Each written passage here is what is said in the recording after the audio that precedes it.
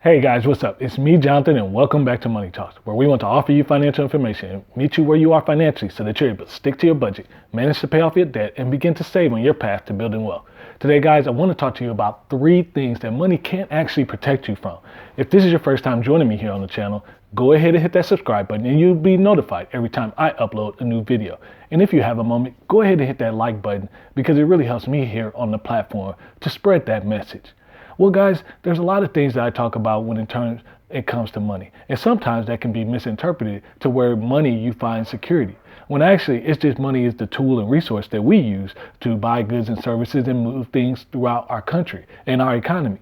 But the truth is, even if you have a great lump sum of money, and most people who build wealth, not that real high upper echelon, but that most 1 to 10 million, 10 to 20 million, the fact is, there are really 3 things that really could stop you right in your tracks to where it goes right back to the beginning.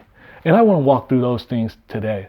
Number 1 is health. Oftentimes when you're on this wealth journey, we always talk about health is wealth, and that couldn't be more certain. That's why in all these millionaire studies, one of the things that is consistently spoken about is how much these people who become millionaires focus on their health, their dental, their eye exams, their physical exams. Why? It's not just to increase their productivity. It's the fact that when they're moving optimally, that helps them progress. And from a health standpoint, you do have to sometimes realize that any one of us could be overcome by an illness that needs specialists,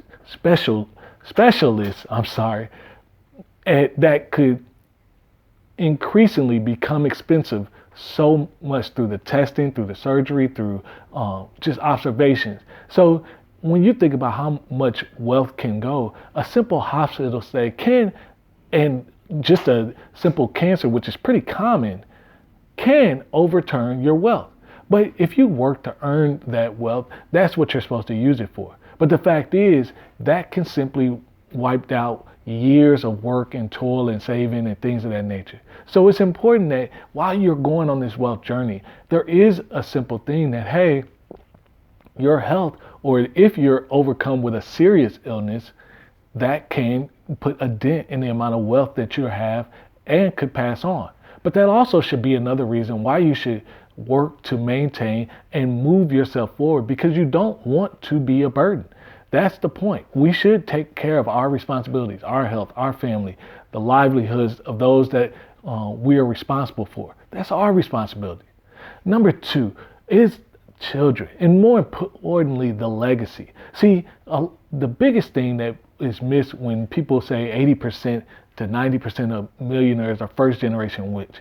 Well, the second piece of that is about 90% lose their wealth within that first generation, meaning there isn't a effective transfer of wealth from the generation who made it to that second generation to not only prosper and benefit from their wealth, but to keep it growing for the next generations to come.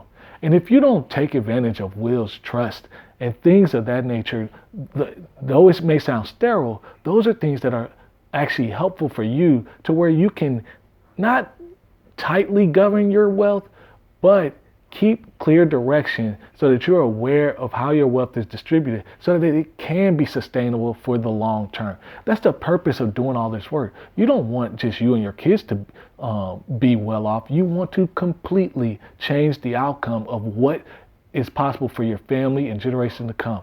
Children that's part of your lineage that's 3 and 4 generations later can benefit from the decisions you're making today and the investing that you're making today.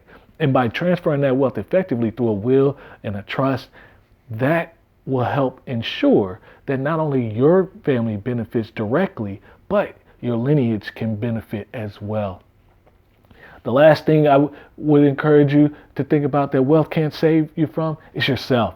Because honestly, this whole journey about building wealth is a personal journey. And what you have to realize is that, hey, there is something about ourselves that when you have money problems, or maybe you're really good at making money, but the fact is the more money you make, it accentuates the problem areas or the areas you struggle with very quickly, because there's a number attached to it, and that number is not a small number anymore when you have when you're making 150,000 or 250,000, or you have more wealth. So I would encourage you, this is much as a personal journey, because as you grow up in income, as you grow up in wealth, it requires a different level of maturity. It requires you to be more mature and responsible in your thinking. Not to say you can't enjoy your wealth, but you have to make and be prudent about your decisions, and you have to learn how to make the decision. Because again, if you've never built wealth before, you have to learn what you don't know as you're trying to grow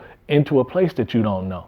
So I'd encourage you, as much of a personal journey, you have to really search within yourself and understand what's your struggles, because what you're struggling with now, as those numbers get bigger, will be a challenge for you as you're getting larger. And what you don't want to do is the wealth that you're trying to build be hindered and less prosperous because of your personal challenges. Those are things you can work past. I hope you guys enjoyed this video. If you liked it, go ahead and give it a thumbs up. Click the subscribe button if you haven't already.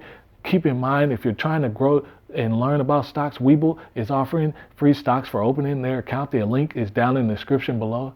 But more importantly, take 2021 as each day goes by as another opportunity for you to build your wealth. 2020 was a challenge, but guess what? You're in 2021 now.